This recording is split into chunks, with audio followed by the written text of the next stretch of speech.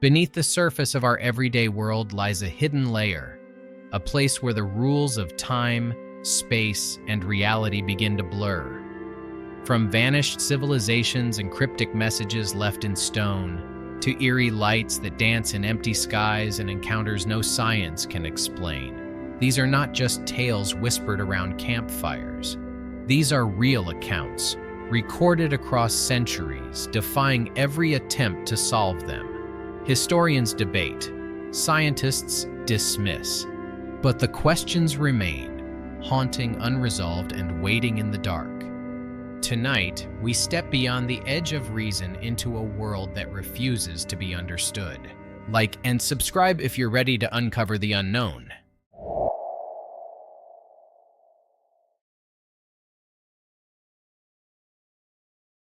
Welcome to HP Unsolved Mysteries. If this story sparks your deepest curiosity, don't forget to like, share, subscribe, and leave a comment below with your own mysterious thoughts. Tonight, we wander into the darkness that swallows people whole. One minute they're laughing with friends, sipping tea, maybe tying their shoes, and the next, gone. No scream, no fight, not even a sock left behind. The world has places where reality thins and people vanish without so much as a whisper to mark their exit. So before you get comfortable, take a moment to like the video and subscribe, but only if you genuinely enjoy what I do here. Tell me, what country are you listening from and what time is it where you are right now? I like to imagine who else is out there, maybe even listening just down the road. Now dim the lights, maybe turn on a fan for that soft background hum, and let's ease into tonight's journey together. You're aboard the Mary Celeste, December 1872. The Atlantic wind slices cold through the sails, but the ship is eerily still. You walk its polished deck, neatly stacked cargo, no signs of a struggle. Food still warm, the lifeboat missing, but not a soul in sight. Captain Briggs, his wife, their daughter, 7 crew members, just gone. Historians still argue whether it was mutiny, piracy, or some freak seaquake. But the weirdest detail, every sailor's belonging was still in place. It's as if they all calmly decided to step off the ship and vanish into the sea. Centuries earlier, in the dense jungles of Central America, the entire Maya city of La Ciudad Blanca seemed to do the same. Once a thriving metropolis of white stone temples and humming marketplaces, it was suddenly abandoned. No war, no plague, just silence. Archaeologists find bones, pottery, jade amulets, but no clear explanation. Some say the gods were offended. Others blame starvation or civil collapse. And a few whisper about something darker, voices in the jungle, a sickness of the soul that spread like smoke. Fast forward to 1930. The entire population of an Inuit fishing village near Lake Anjikuni, Canada disappears. Not a dozen people, dozens. Their sled dogs found buried in snow, starved to death, still tied. Meals half-eaten, rifles untouched. As you peer into one cabin, you can almost hear the echo of laughter still bouncing off the walls. Then nothing. No footprints out of the village. Just one empty world left behind. Of course, skeptics love their rational theories. Hypothermia, animal attacks, relocation. But when the Mounties investigated, even they couldn't agree. And the strangest part? A trapper claimed he saw a glowing craft hovering over the village the night before. UFO theories are a dime a dozen, yet there's something about mass vanishings that makes your skin crawl, like reality has a loophole. Then there's Frederick Valentich, a 20-year-old Australian pilot who radioed Melbourne air traffic in 1978. "There's a strange aircraft hovering above me," he said. The transmission cuts in and out. Then silence. Neither he nor his plane were ever found. The last 17 seconds of his radio call include a strange metallic scraping sound. Some say it's interference. Others say it's not. Let's not forget the Flannan Isles lighthouse mystery in 1900. 3 keepers vanished from a remote Scottish rock in the sea. No boat, no blood, no bodies. Their logbook mentioned violent storms, though weather reports say it was calm. One entry even described a giant seabird circling above. Seabird, sea god, or just bad luck, nobody knows. And while we're here, let's throw in the Roanoke Colony, America's oldest unsolved mass disappearance. When Governor John White returned to the North Carolina colony in 1590 after a supply run, he found only a single word carved into a tree: Croatoan. No sign of struggle, no bones, no structures, not even a chicken. Some think the colonists integrated peacefully with native tribes. Others say famine or war. But even now, archaeologists can't agree. It's the colonial version of ghosting. Now here's where it gets really weird. The Bennington Triangle in Vermont. Between 1945 and 1950, 5 people disappeared there, each under entirely different circumstances, all without a trace. An old man vanishing from his chair, a college student walking a well-worn trail, a child playing beside her mother. Some say the land is cursed. Others point to the local Abenaki legends of a man-eating stone in the forest, something that swallows people whole. Mainstream historians often chalk this up to coincidence or poor records. But it's hard to argue with a pattern when the forest seems to absorb sound itself. You take a few steps in, and suddenly your compass spins, your phone dies, and even your own thoughts seem to quiet. Maybe some places don't like being found. Let's not forget about ambiguous plane disappearances, like that of Flight 19. 5 Navy bombers that went missing over the Bermuda Triangle in 1945. Radio contact was lost. They reported disorientation, compass failure, and white water. The rescue plane sent to find them disappeared too. So now we're at 6 missing aircraft in one day. That's either really bad luck or the triangle's got an appetite. Fringe theorists will point to dimensional rifts, portals, time slips. Silly, right? But take one step into the stories and it's hard not to feel the pull. Like something ancient, old as the earth, is gently twisting the curtain between here and somewhere else. You probably won't survive this, of course, but at least you'll vanish mysteriously, and that's pretty on brand for this video. Sometimes the only thing louder than a scream is the silence that follows it. And in the world of vanishing acts, that silence echoes forever. You're lying in bed when it begins again. That quiet, rhythmic buzz. Not from your phone, not from the neighbor's leaf blower. This one seeps through walls, through bone. And if you were in Russia, you might be hearing something far stranger. UVB 76, known affectionately to radio nerds as the buzzer, it's been transmitting since the 1970s, every day, all day. A low-frequency buzz, about 25 tones per minute, constantly repeating. Sometimes, for reasons unknown, the tone shifts, or a male voice calmly reads out strings of numbers and Russian names. Then, the buzzing resumes. No one has claimed responsibility. The Russian government doesn't acknowledge it.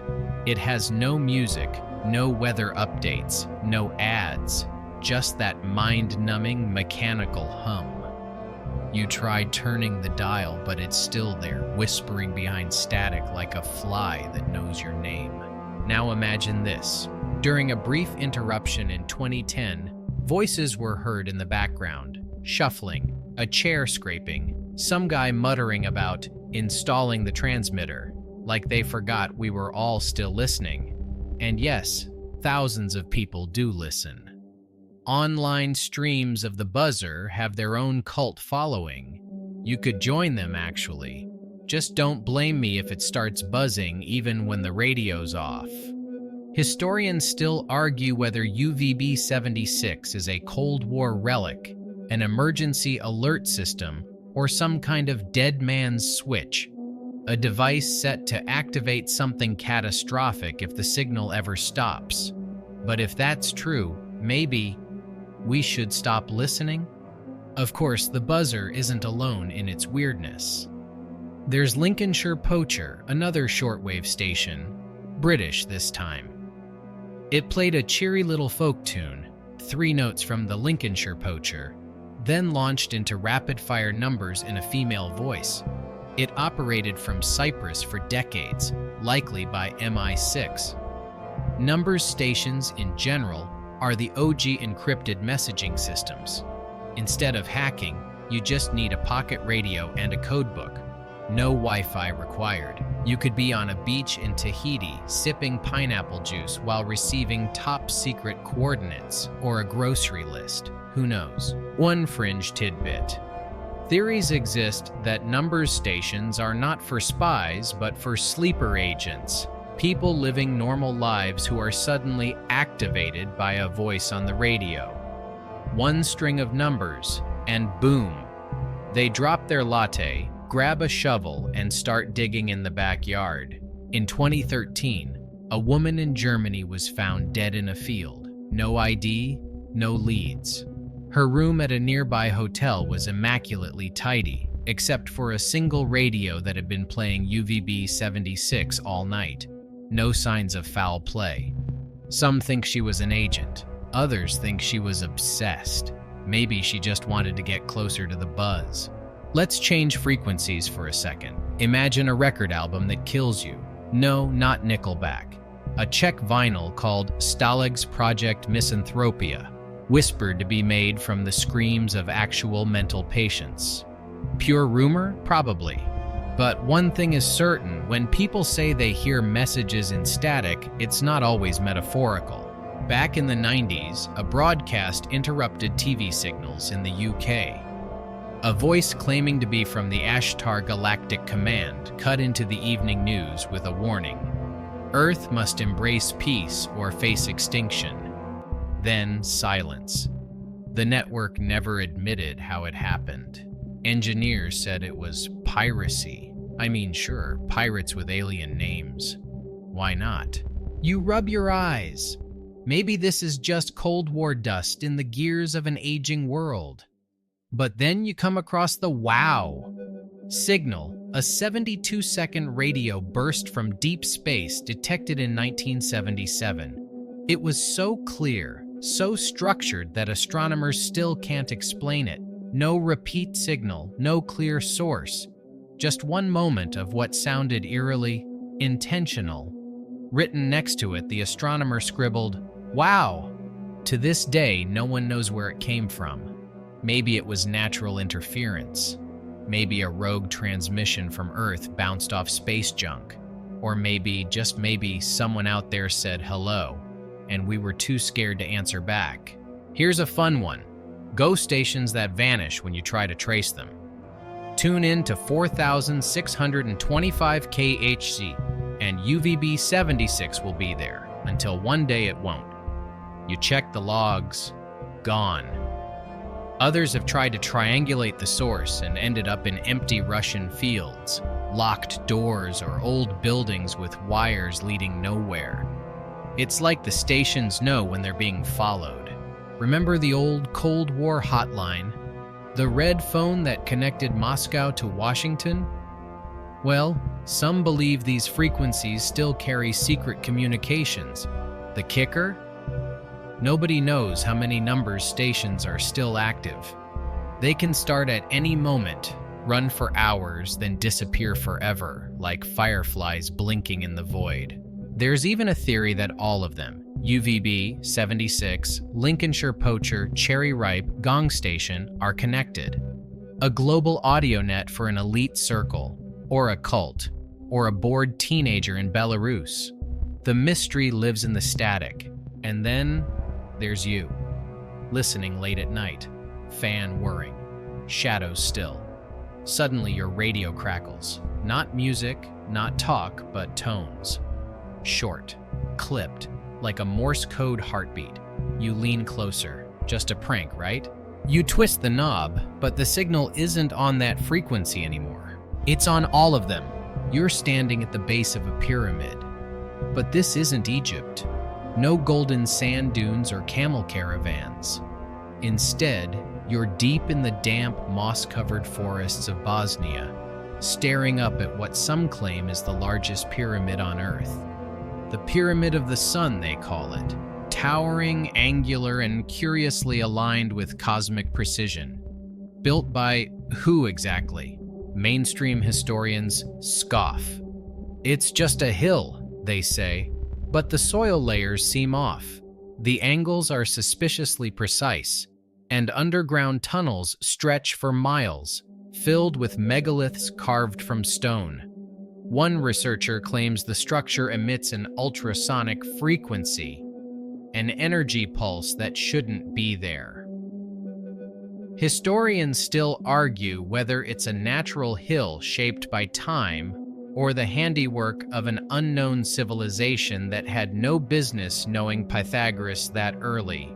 Then you hop across the globe to Gunung Padang in Indonesia, another strange hill that turned out to be an ancient step pyramid, maybe older than Göbekli Tepe, which itself shattered timelines by dating to 9,600 BCE. If Gunung Padang's layers go as deep as some core samples suggest, we're talking 20,000 years ago. That's pre-everything. Before agriculture, before Stonehenge, before we were supposed to know which end of a shovel was up. Mainstream archaeologists often call these fringe claims pseudo-history, but even they admit the core samples are strange. Layered stone columns arranged in patterns, buried beneath volcanic ash and time. So either nature has a thing for geometric stacking, or someone with tools and math lived here a very, very long time ago. Let's not forget the Chinese pyramids in Xi'an province, over 100 of them, with the largest, the White Pyramid, dwarfing even Giza in legend. For years, the Chinese government denied their existence. Now they admit their tombs, just no digging, please. Satellite images show clean lines, geometric angles, and soil coverings suspiciously perfect. The weirdest part? Many are aligned with Orion's belt, just like the pyramids in Egypt and Mexico. Either ancient architects had a galactic group chat, or there's something the sky was trying to tell us. And speaking of Mexico, let's stroll to Teotihuacan, the city of the gods. Nobody knows who built it, not the Aztecs. They just found it and adopted it. The layout? Aligned with celestial bodies. The Pyramid of the Sun and the Pyramid of the Moon mirror constellations. The Avenue of the Dead points straight at the Pleiades. Some say the city was built as a kind of terrestrial star map. You wonder if the original builders were reaching up or hiding from something above. Now zoom out. Imagine you're looking at the world with the lights off and only the energy grids on. Ley lines, magnetic paths. Every pyramid on Earth seems to fall suspiciously close to these lines, as if they weren't just buildings, but batteries. And beneath them, cavities, chambers. In the case of Giza, even saltwater canals. The idea? Maybe pyramids weren't tombs at all. They were machines. Fringe? Absolutely. Ridiculous? Possibly. But then there's that old document found in the Vatican archives describing a great beacon in the east that hums when touched. Humming structures? Energy emissions? Tesla would have been thrilled, or terrified. You walk inside the Osirian at Abydos, Egypt, a strange substructure made from granite blocks heavier than jet engines, placed with such precision you can't even slide a piece of paper between them. And it's below the main temple, meaning the more advanced part is older. It's like discovering an iPhone underneath a rotary phone. Some Egyptologists call it a symbolic tomb. Others just whistle and walk away. Here's your quirky tidbit of the day. Archaeologists in Italy found a small pyramid underwater off the coast of Sicily, just sitting there, as if someone had casually misplaced it during the Bronze Age. It wasn't mapped, it wasn't marked, and nobody's entirely sure what it is. Ocean pyramids? Why not? And of course, Yonaguni, Japan's underwater step pyramids. Divers discovered it in the 80s, assuming it was a natural formation until they found stairs, terraces, carved pathways. One researcher insists he found kanji etched into the stone. If real, it predates written Japanese by millennia. So what does this all mean? Are pyramids a global coincidence born from humans all over the world independently discovering the triangle? That's the official line. But let's play devil's architect. Maybe the pyramid isn't a building. Maybe it's a formula, a symbol passed between continents long before Columbus packed his lunch. Some even claim the proportions of the Great Pyramid encode the speed of light, the curvature of the Earth, and the distance to the moon. That's a lot of cosmic trivia for people with copper chisels and a lot of free time. And if these ancient builders could raise mountains of stone that align with planets, stars, solstices, and magnetic north, well, maybe the question isn't how did they build it? Maybe it's what were they trying to preserve? You run your hand along the weathered stone. It's warm, like it's remembering something just out of reach. And then, just for a second, you wonder, what if the pyramid is looking back at you? You're holding a clay jar in your hands. It's small, unimpressive, until you notice the copper rod inside, wrapped in iron, sealed with bitumen. And suddenly, you're no longer in a museum. You're in Baghdad, somewhere between 150 BCE and 250 CE, staring at what might be the world's first battery. That's right, the Baghdad battery. Historians still argue whether it actually generated electricity. Some say it was used for electroplating. Others dismiss it as a coincidence, just a storage jar with metal parts. But if it was a battery, then someone 2,000 years ago knew how to harness electricity. That's about 17 centuries ahead of schedule. Not convinced?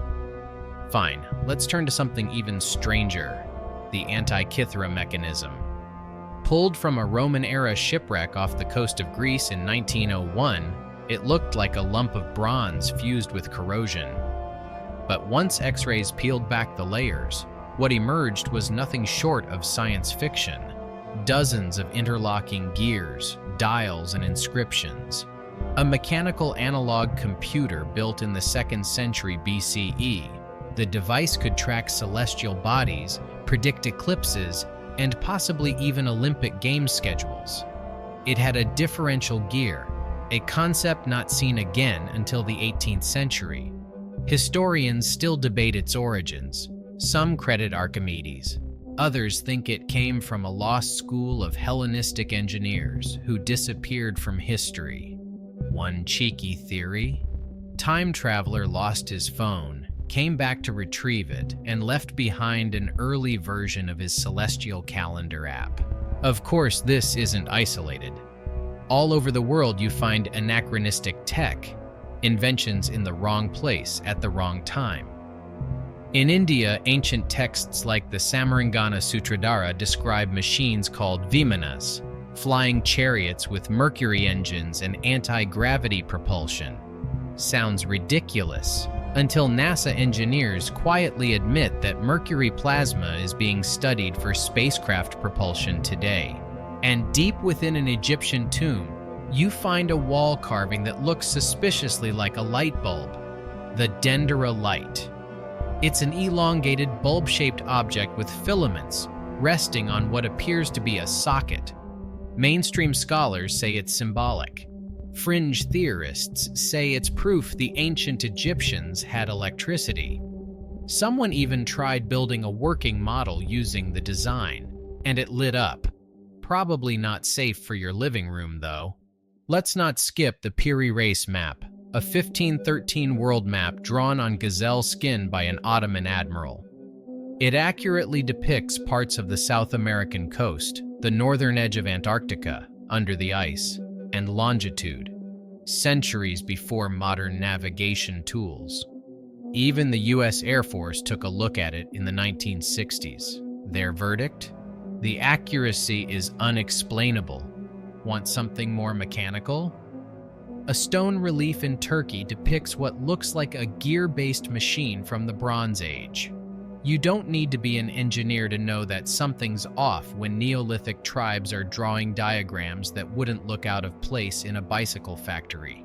Quirky side note, a 400-million-year-old rock was found with what appears to be a modern spark plug embedded inside, most likely a hoax. But if it's not, someone's been joyriding in the Paleozoic. Then there's the Nazca lines in Peru, those massive geoglyphs only visible from the sky. Perfectly straight lines, animal shapes, and even what looks like a runway. Mainstream archaeology says they're ceremonial, made by the Nazca people using simple tools. But why design for the sky when you're stuck on the ground? You lie back, imagining a drone operator from 900 CE checking his GPS. Let's head to China. Zhang Heng, a brilliant 2nd century inventor, built the world's first earthquake detector, a giant bronze urn with 8 dragon heads. When an earthquake struck, a ball would fall out of the mouth of the dragon facing the epicenter. Modern tests show it worked with remarkable accuracy. Meanwhile, most of us still can't find our car keys. Historians sometimes label these anomalies as out-of-place artifacts, or ooparts. They exist on the fringes of academic acceptance, like awkward cousins no one wants to acknowledge at Thanksgiving. Some are hoaxes, some are misinterpretations, but a few sit in museums under glass, patiently waiting for someone to ask the right question. And what if the right question isn't, how did they build this? But why did they stop?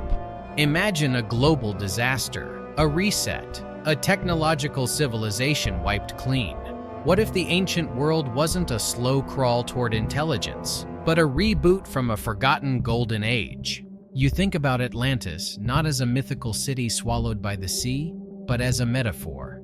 Civilizations rise, they flourish, they leave behind machines we can't explain. Then silence. Mainstream scholars will tell you the timeline is locked. Wheel in 3500 BCE, electricity in 1800 CE, spaceflight in 1961. But every so often, a strange artifact raises its hand from the past and says, "Actually, and you?" You're standing there with that ancient clay battery still in your hand, wondering if we're really the first to figure it all out, or just the first with TikTok. You look up, and there it is again. A soft, floating light. Not a plane, not a drone. No flashing red signals or engine noise. It shimmers like a soap bubble, then zigzags, stops midair, pulses twice, and disappears behind a ridge. You blink. You wait. And you wonder if maybe, just maybe, it saw you too. Welcome to the weird, glowing world of mystery lights. Let's start in Hessdalen Valley, Norway, where strange atmospheric lights have been appearing regularly since the 1930s. These aren't once-in-a-blue-moon sightings. In the 1980s, people reported them hundreds of times a year. Floating balls of yellow, white, or red light, sometimes hovering motionless, sometimes darting across the sky faster than any aircraft should. Scientists set up permanent monitoring equipment, and the Hessdalen lights still show up. They're real, they're recorded, but no one knows what causes them. Plasma? Piezoelectric effects from underground quartz? Swamp gas with ambition? Theories abound, but the lights remain as uncooperative as ever. Historians still argue whether they're a natural phenomenon, military tech, or something far stranger? Half a world away, you wander into Marfa, Texas, where since the late 1800s, locals and travelers alike have seen flickering orbs dancing just outside town. Some say the lights are the spirits of lost conquistadors. Others believe they're electric discharges caused by underground fault lines.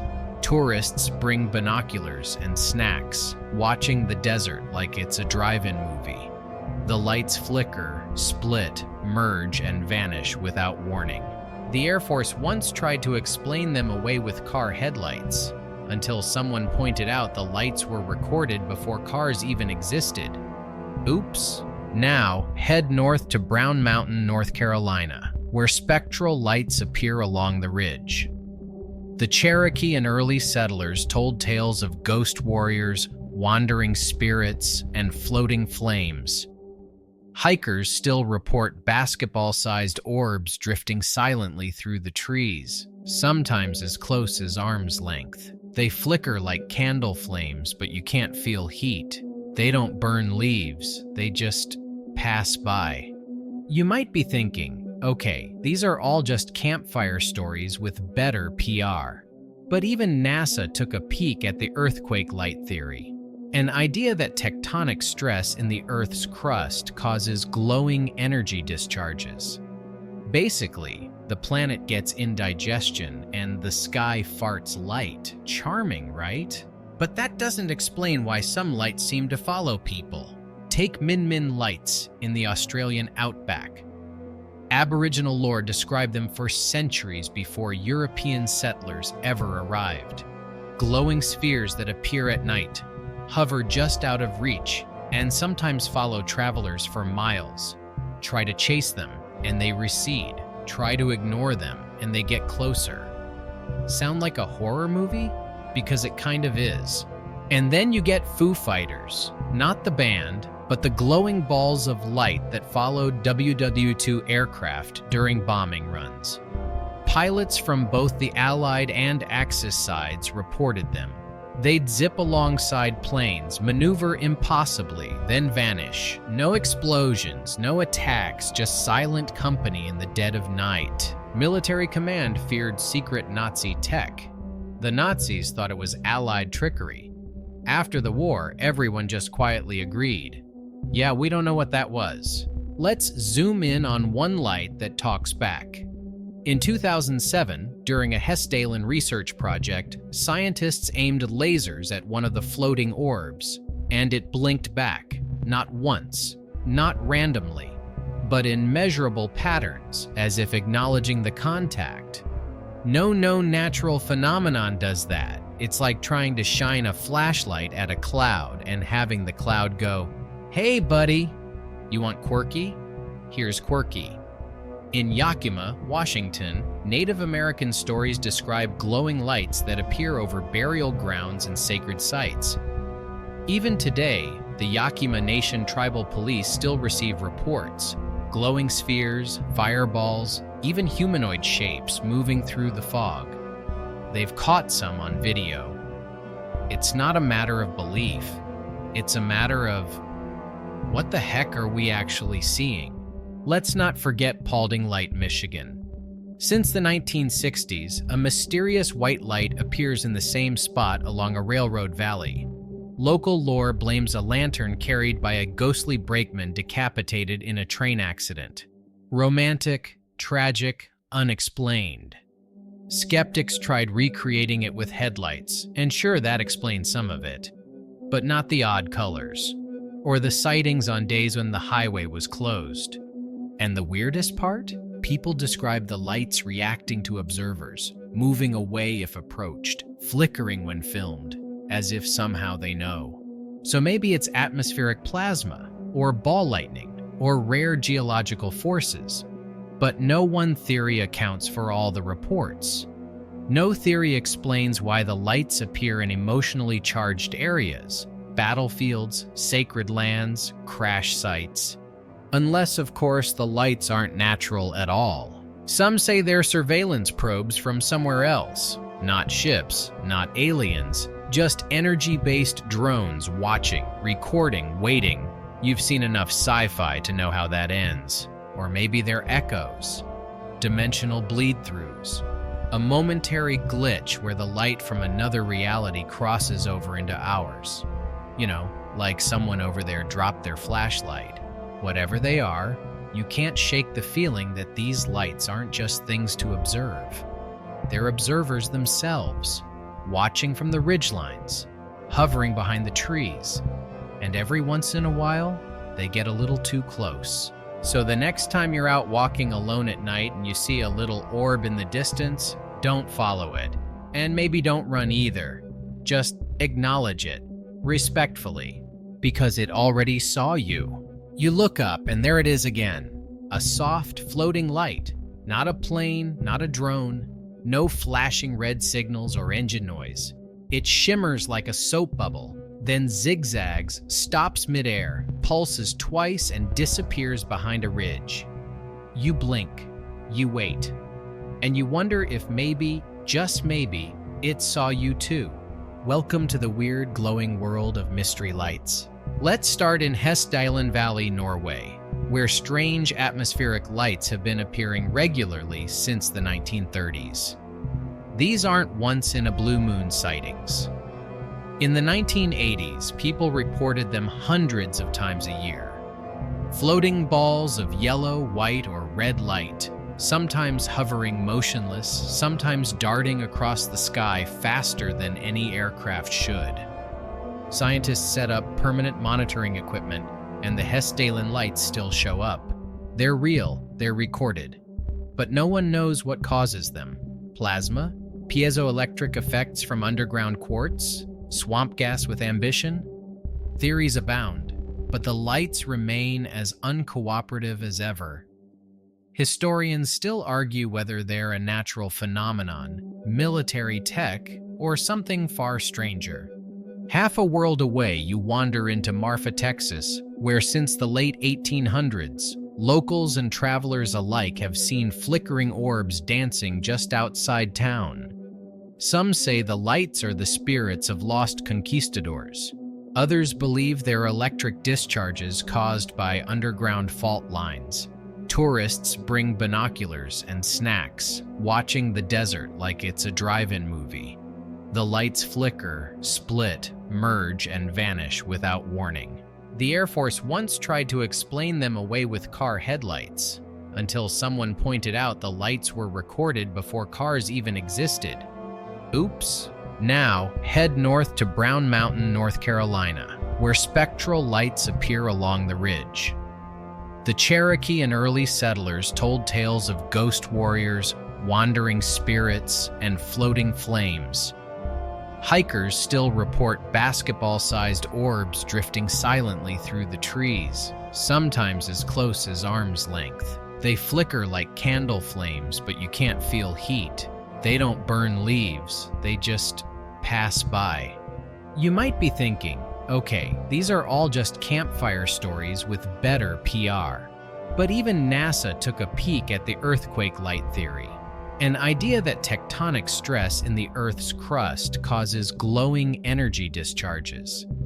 Basically, the planet gets indigestion and the sky farts light. Charming, right? But that doesn't explain why some lights seem to follow people. Take Min Min lights in the Australian outback.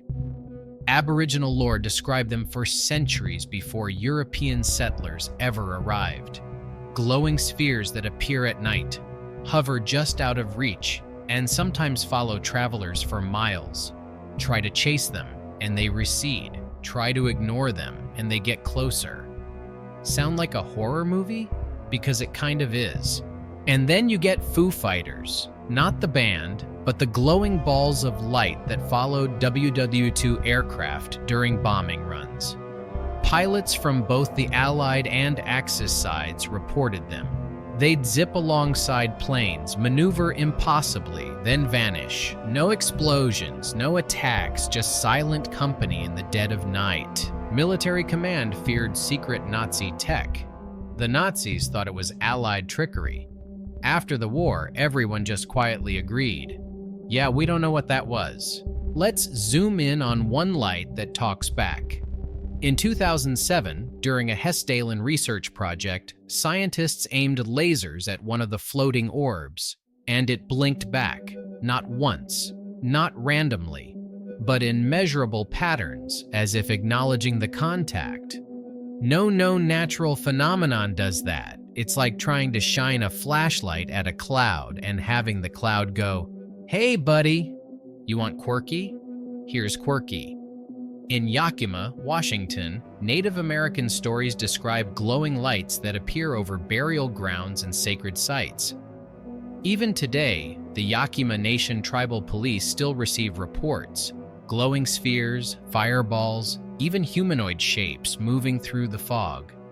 They've caught some on video. It's not a matter of belief. It's a matter of, what the heck are we actually seeing? Let's not forget Paulding Light, Michigan. Since the 1960s, a mysterious white light appears in the same spot along a railroad valley. Local lore blames a lantern carried by a ghostly brakeman decapitated in a train accident. Romantic, tragic, unexplained. Skeptics tried recreating it with headlights, and sure, that explains some of it, but not the odd colors, or the sightings on days when the highway was closed. And the weirdest part? People describe the lights reacting to observers, moving away if approached, flickering when filmed, as if somehow they know. So maybe it's atmospheric plasma, or ball lightning, or rare geological forces.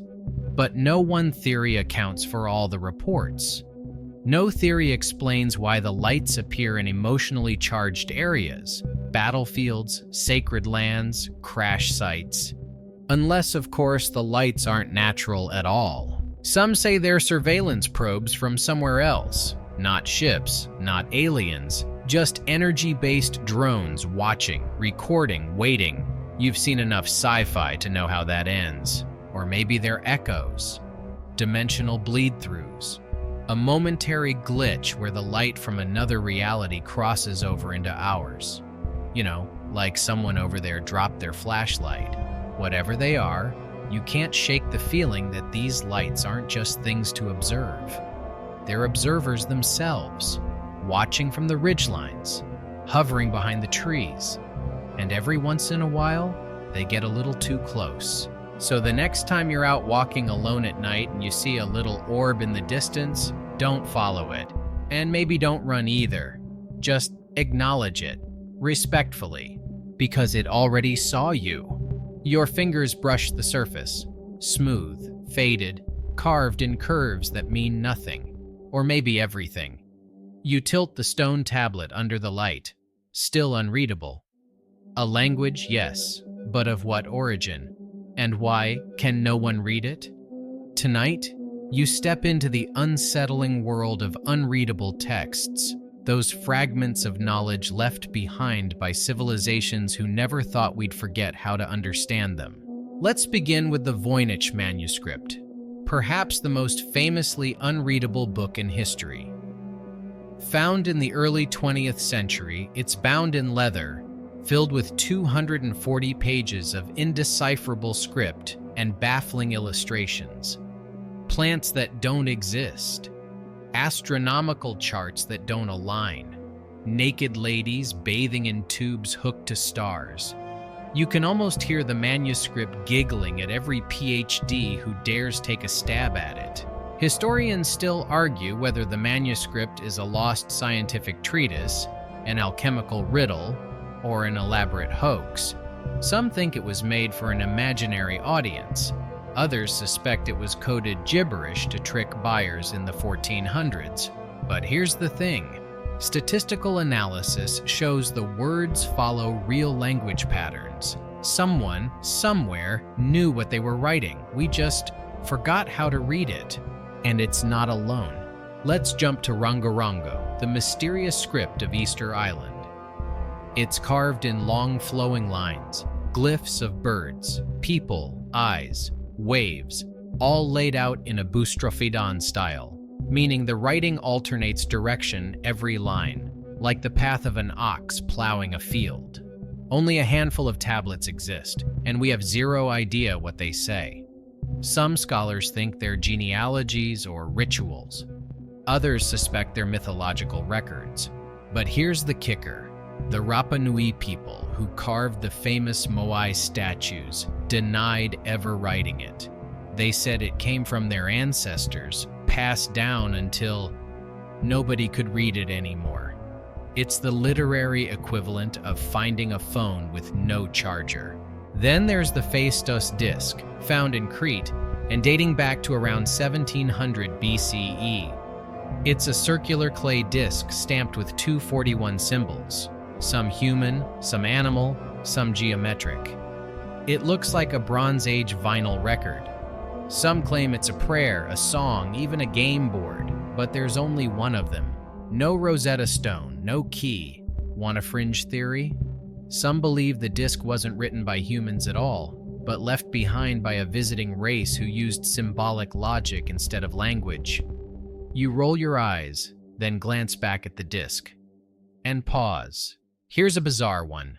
Linear A, an ancient script from the Minoan civilization on Crete, which we still haven't deciphered. Its successor, Linear B, was cracked in the 1950s and turned out to be an early form of Greek. But Linear A? Nada. It may not even be Greek adjacent. It's like decoding a lock only to find another lock inside. Quirky fact, there's an ancient Indus Valley script found on thousands of seals in modern-day Pakistan and India. Tiny inscriptions, 4 or 5 symbols each. Some scholars argue it's not a true writing system, just religious motifs or trade markers. But if that's true, why are the patterns so consistent? Why do they repeat in structured sequences, like words? You can't help but feel like these texts weren't meant to be hidden. They were meant to be understood by people who are long gone. And then comes the curveball. Era Linda book, a manuscript that surfaced in the 19th century claiming to be a chronicle of ancient Frisian history, complete with stories of lost continents, powerful priestesses, and pre-flood civilizations. Mainstream historians call it a hoax, probably written to mock nationalistic myths, but others say maybe it was a genuine attempt to preserve forbidden history. Even Hitler's Ahnenerbe took interest in it. That's never a good sign. There's a loneliness to these languages. Imagine shouting across time and having no one shout back. All that effort, the etching, the ink, the care, and now we just squint at them like cavemen trying to decode iPhone emojis. Some think artificial intelligence will crack the code soon. Others fear it might tell us something we're not ready to hear. What if the Voynich manuscript isn't a plant manual, but a warning? What if Rongorongo lists dates, eclipses, disappearances? Here's a theory that keeps cryptologists up at night. What if the texts aren't coded? What if they're not languages as we understand them? Maybe they're not meant to be read linearly. Maybe they're spatial, visual, multi-dimensional. Like an optical illusion. You have to see it, not read it. Or perhaps they only make sense in altered states of consciousness. Some researchers have noticed the plants in the Voynich manuscript resemble psychoactive herbs. What if understanding it requires a different state of mind, not recommending anything, just wondering aloud? In the end, these texts are time travelers, mute and stubborn. They sit behind glass, daring us to remember what we never knew. And you? You're leaning closer, squinting, waiting for a flicker of meaning. The letters seem to shimmer, rearrange. For just a moment, you almost think you get it. Then the light changes and the page falls silent again. You unfold the map. It looks normal. Roads, rivers, city names. But there it is again, a place that shouldn't exist. Doveland, Wisconsin, labeled clearly. Population, unknown. History, 0. You check the GPS, nothing. You search the records. No incorporation, no post office, no evidence at all. And yet, dozens of people remember it, driving through it, shopping there, even living there. Some remember a school. Others remember an ice cream shop called Doveland Dairy. but officially, it's nowhere. Never was. Tonight, you drift through the towns that never were. Doveland is one of the most famous modern examples of a phantom town, a place that exists only in memory, or maybe used to exist until it didn't. Conspiracy theorists blame shadow governments, Mandela effects, or interdimensional collapses. Skeptics blame bad memory. But that doesn't explain the maps. Actual paper maps from the mid-1990s have Doveland clearly printed. That's a lot of cartographers collectively hallucinating. Then there's Ong's Hat, New Jersey. It shows up on old maps of the Pine Barrens, long considered a ghost town. But in the 1990s, it became ground zero for one of the internet's first conspiracy rabbit holes. A series of zines and web pages claim that rogue Princeton physicists set up shop in Ong's Hat and created a device called the Egg, a gateway to alternate dimensions. They said test subjects had already crossed over, that Ong's Hat existed in two realities simultaneously, that the town was scrubbed from public consciousness because, well, it was too dangerous to let people wander in. Historians still argue whether the whole thing was a brilliant alternate reality game or something that got too close to a truth we weren't ready for. You shrug, scroll your phone, and discover the story of Torrid, a man who arrived at Tokyo Airport in 1954 with a passport from a country that doesn't exist. Torrid. He insisted it was a European nation, even pointed it out on a map right where Andorra sits. The officials were confused. His passport looked genuine, his visas checked out, but there was no such place. They detained him in a hotel room overnight while they investigated. The next morning, he was gone, vanished. The room locked from the inside. His documents? Gone too. Urban legend? Probably. But nobody's been able to prove it false. And stories like it keep surfacing. Let's not forget the Berenstain paradox. People swearing they grew up reading Berenstain Bears, only to find every book now says Berenstain. Wrong spelling or right spelling from the wrong universe.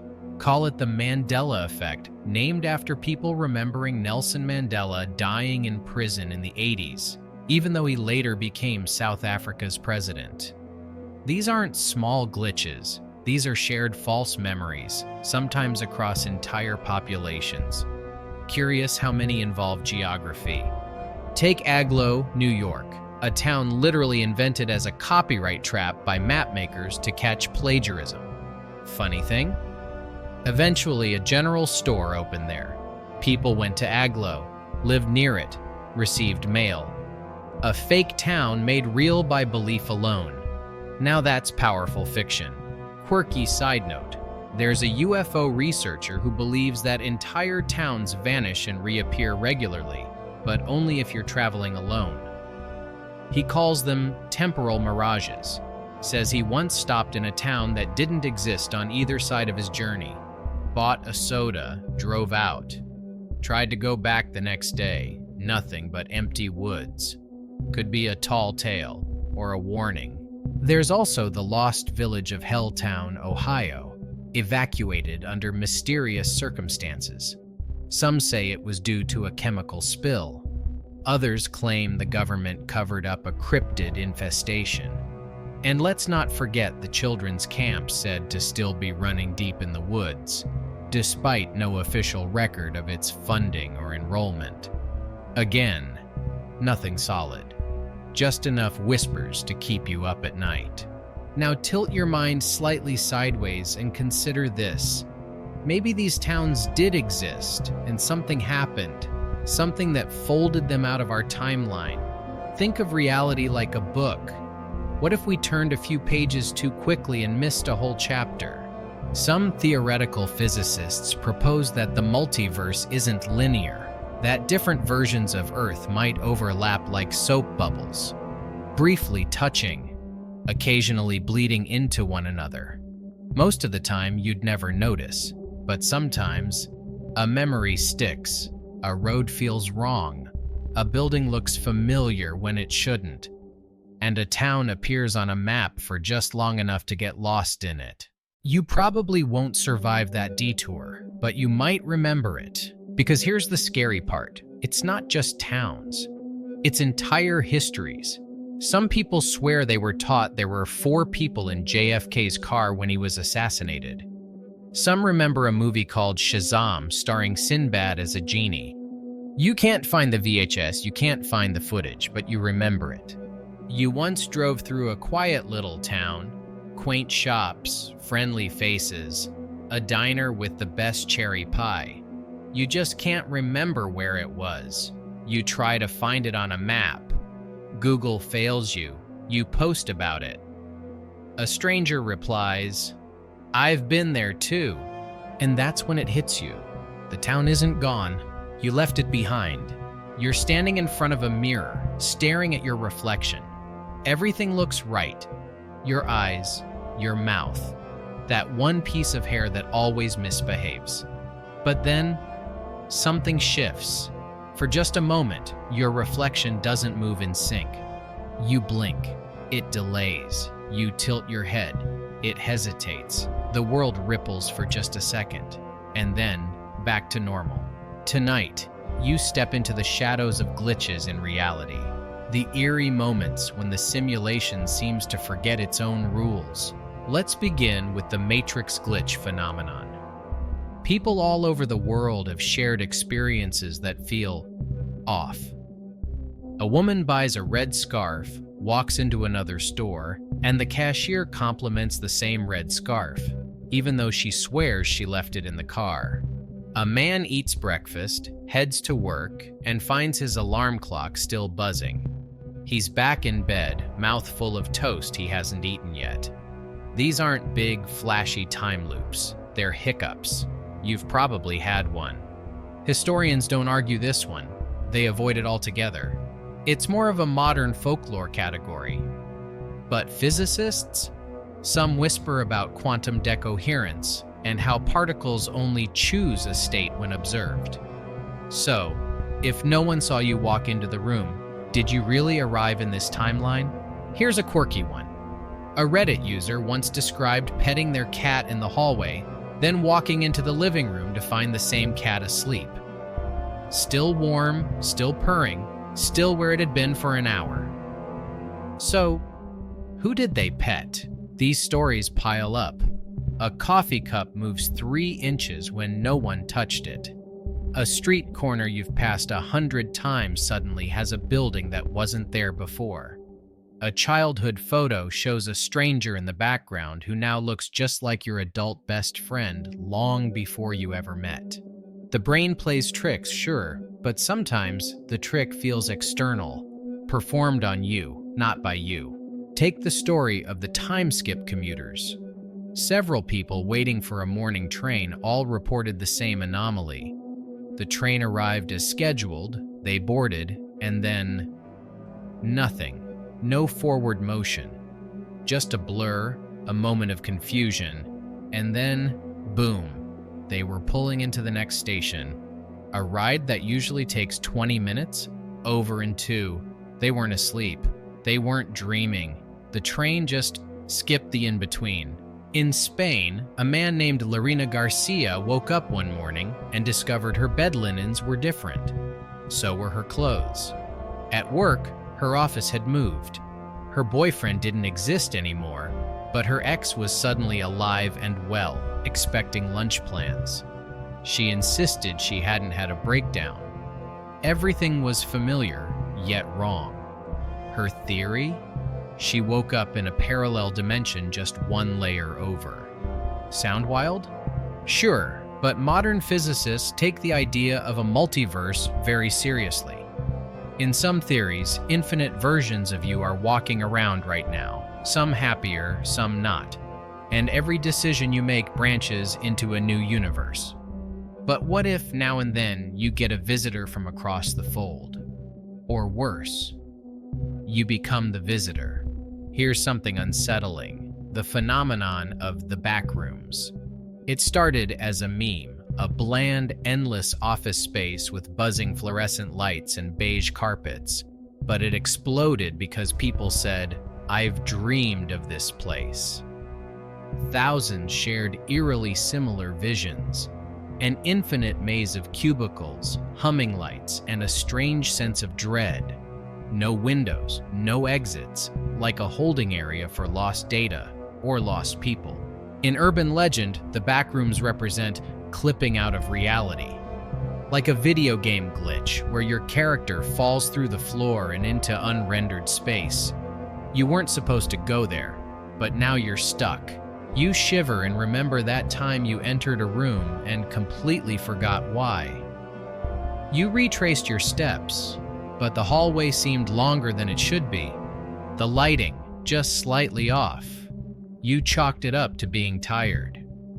But deep down you wondered, was that the same hallway you walked in through? Another strange case, repeating strangers. Multiple people have reported seeing the same unknown person in different locations. Same outfit, same posture, same distant stare. It's like the simulation reuses assets.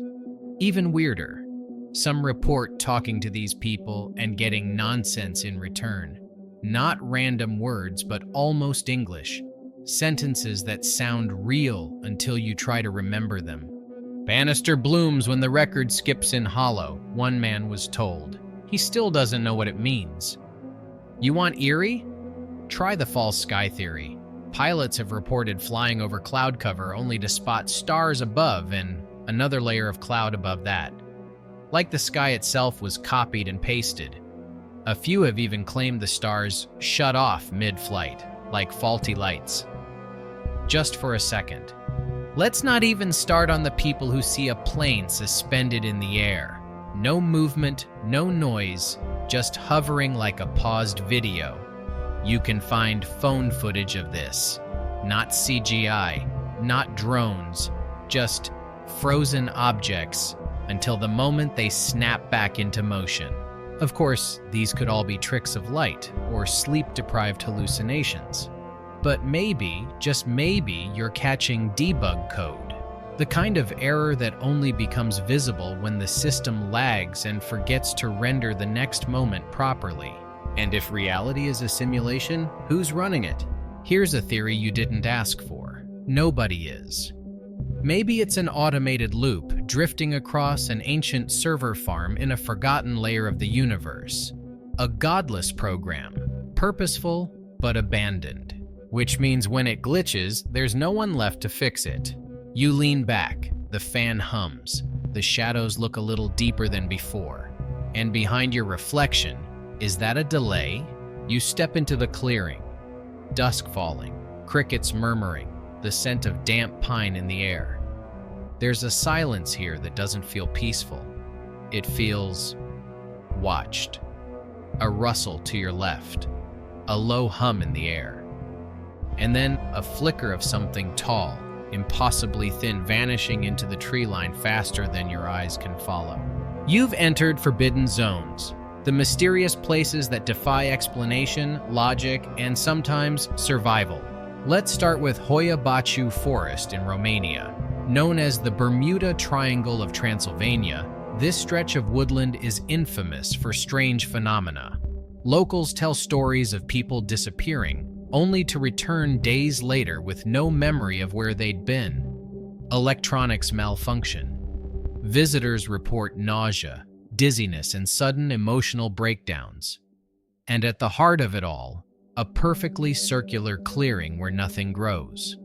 No trees, no underbrush, just open earth, like the forest itself refuses to touch it. Scientists have conducted magnetic readings here. They found anomalies, brief spikes, geomagnetic pulses, strange radiation levels. Historians still argue whether this is merely geophysical weirdness or something more curated, like the forest is protecting something or hiding it. Cross the world to Lake Anjikuni, Canada, where in 1930, an entire Inuit village reportedly vanished overnight. No signs of struggle, meals left uneaten, Dogs starved to death in their harnesses. Graves were found opened and empty. A trapper stumbled upon it and raised the alarm, but the official investigation evaporated. Today, the story is considered part myth, part mystery, but no one ever found the people. Closer to home, you get Skinwalker Ranch, Utah, a place so strange it's attracted private security, scientific teams, and even Pentagon interest. Reports include glowing orbs, mutilated cattle, portals in the sky, and creatures that vanish into thin air. One biochemist saw a wolf-like entity shrug off bullets and walk away. Another researcher described a hole in the air, a literal rift, swirling above the ground, visible through infrared but not to the naked eye. The US government launched a secret program there, AOSAP, Advanced Aerospace Weapon System Applications Program. Their conclusion? The phenomena defy known science. What they didn't say, why it keeps happening in the same place. Let's not skip the zone of silence in northern Mexico. Electronics fail, radios go dead, compasses spin. Locals report falling fireballs and visits from tall, blonde strangers who speak perfect Spanish but disappear without a trace. The area aligns eerily with the Bermuda Triangle and Egypt's Giza Plateau along the same latitude. Coincidence? You've been on this journey long enough to know better. Then there's Mount Roraima in Venezuela, a tabletop mountain rising like a monolith from the rainforest, often shrouded in mist. Indigenous tribes say it's the stump of a giant tree that once connected heaven and earth. The mountain hosts species found nowhere else, plants that eat meat, frogs that glow. Scientists discovered entire micro-ecosystems within the cracks of its rocky surface, places where light behaves differently, time moves strangely, rain falls upward. Okay, not really, but it feels like it. Now walk with me through the Devil's Sea, off the coast of Japan, known as the Pacific Bermuda Triangle. Ships vanish here, planes disappear, entire fishing fleets swallowed without a trace. Japanese folklore says dragons live beneath the waves. Modern theories blame undersea volcanoes or methane pockets, but that doesn't explain the magnetic disturbances, the sonar blackouts, or the mysterious ghost islands that appear and vanish. Here's a quirky one: Bennington Triangle, Vermont.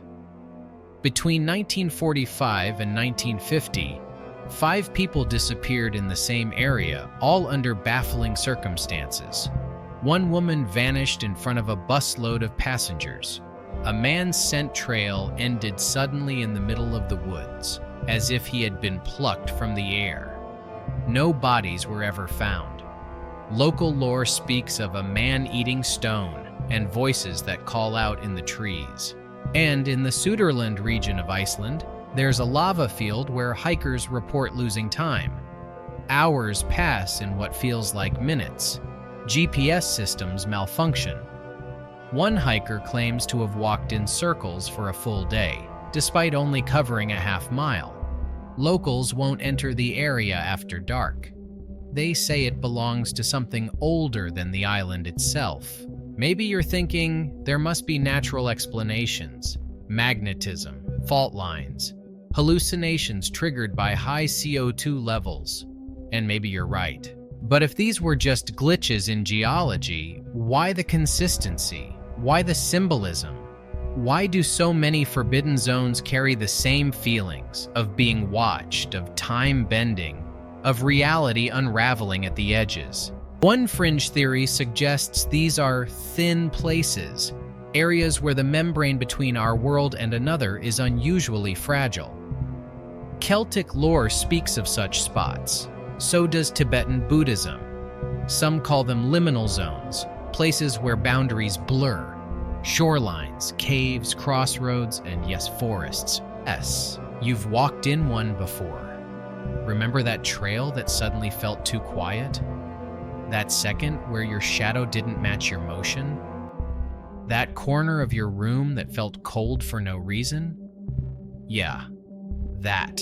And the question isn't just what happens in forbidden zones, but who or what controls them. Are they testing grounds, portals, or warning signs left behind by civilizations that learned the hard way? You tighten your coat. The breeze has teeth. You glance over your shoulder, not because you heard something, but because something stopped making noise. And ahead, the clearing beckons. You step in, and everything goes still. You wake up in your bed, but something's wrong. Not with the room, not with the light, not even with you. It's what you feel, a deep, inescapable sense of being watched. No sound, no movement, just the pressure. Like something ancient and invisible is standing just beyond your perception, waiting. Tonight you peer into the final curtain of mystery. The Watchers, those beings, entities, forces, or intelligences that seem to move silently across the edges of human experience, leaving behind questions no one can answer. Let's begin with the Hat Man. Countless people across cultures and continents report seeing a tall figure during episodes of sleep paralysis. He's always the same, tall, thin, black silhouette and a wide-brimmed hat. No face, no motion, just presence. Some say he stands at the foot of the bed.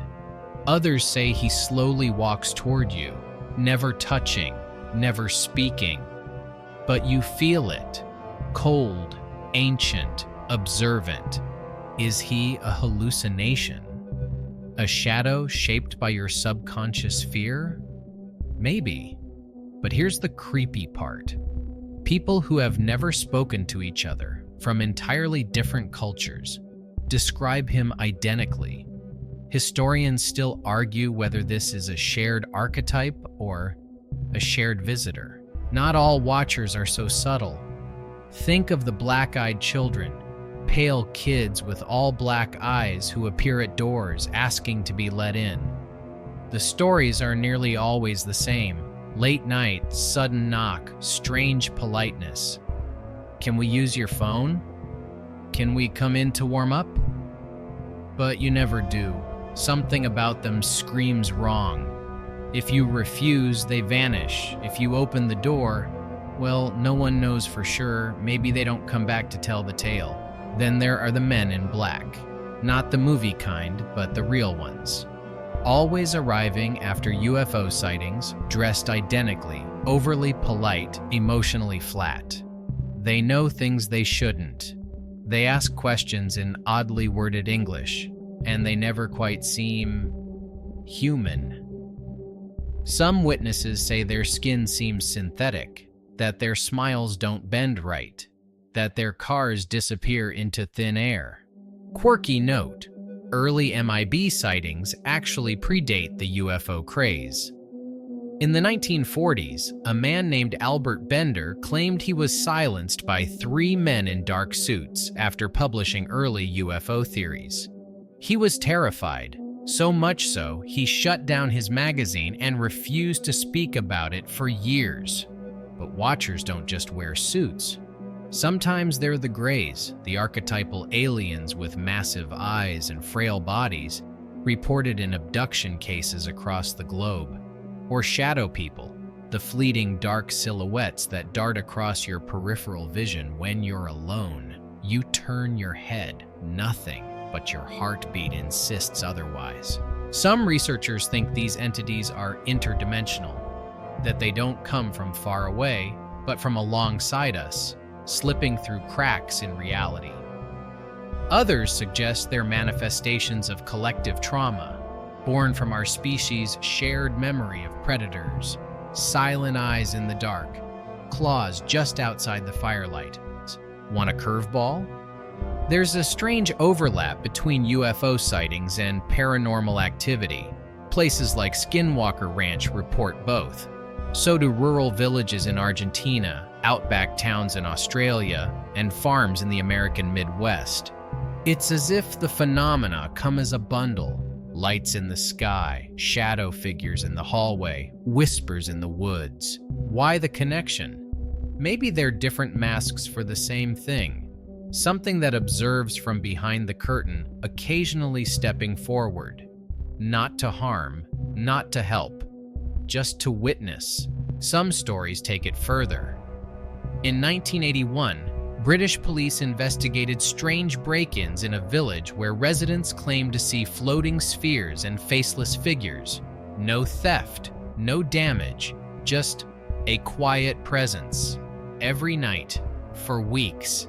Eventually, the activity stopped, but every witness described the same unnerving detail, the feeling that they were being studied. Here's the unnerving part. These watchers often seem to come in times of transition, before disasters, during dreams, after trauma. It's like they catalog moments, recording emotional weight, not interfering, just documenting, as if they're building a library of human experience. And if you really want to lose sleep, some whisper that these entities don't observe us at all. They're observing something through us, that we're just lenses, like mirrors they polish briefly, then discard. Still, not all watchers are sinister. Some people describe guardian-like presences, faceless but warm, felt most strongly during life-threatening moments. A hiker trapped under rocks swears he saw a tall figure who told him to hold on, moments before rescue. A woman drowning in a rip current says she heard a voice say, "Swim left." She did. She lived. No one was there. So what are the watchers? Aliens? Ghosts? Gods? AI probes from a higher dimension? Some believe they're future humans, traveling back to witness their origins. Others think they're echoes from an ancient intelligence that never left. Maybe it's like animals sensing earthquakes. Our minds pick up the pressure, but instead of shaking ground, it's a rip in reality. And the watchers, they come to monitor it. And then there's the quietest theory, the one no one likes to voice aloud. What if they're not watching us? What if we're watching them and they just noticed? You feel a shift in the air, no wind, no sound, but something just clicked. A ripple through reality. And someone, somewhere, is writing your name down. You exhale slowly. The room feels quieter now. Not just because the story is ending, but because some part of you, however small, has shifted. Tonight, you walked through forests where light refused to touch the ground, stepped into doorways of towns that don't exist, and looked into mirrors that looked back a second too late. And though you're safely tucked beneath your blanket, some part of your mind still lingers in the fog. You close your eyes, and the images play gently behind your lids. Floating lights hovering like fireflies from forgotten stars. Pages of books no one can read. Train rides that slip through time. You remember the feeling, not of fear, but of awe. That delicious curiosity that rises when you stand on the edge of the known and gaze into the abyss whispering, what else is out there? Maybe the mysteries don't need to be solved. Maybe they exist, so we'll keep asking the questions. Keep walking the dark woods. Keep searching the sky. And maybe, just maybe, the very act of wondering is enough. Let your breathing slow. Let the room return to stillness. Let your heartbeat settle. Like dust in an abandoned library full of forbidden maps and dusty tomes. The watchers, the lights, the whispers, they're quiet now. They've said what they needed to say. And you? You've earned your rest. Let sleep fold over you like a heavy velvet curtain. Let the questions wait for another night. The mystery will still be here. Watching, waiting, listening.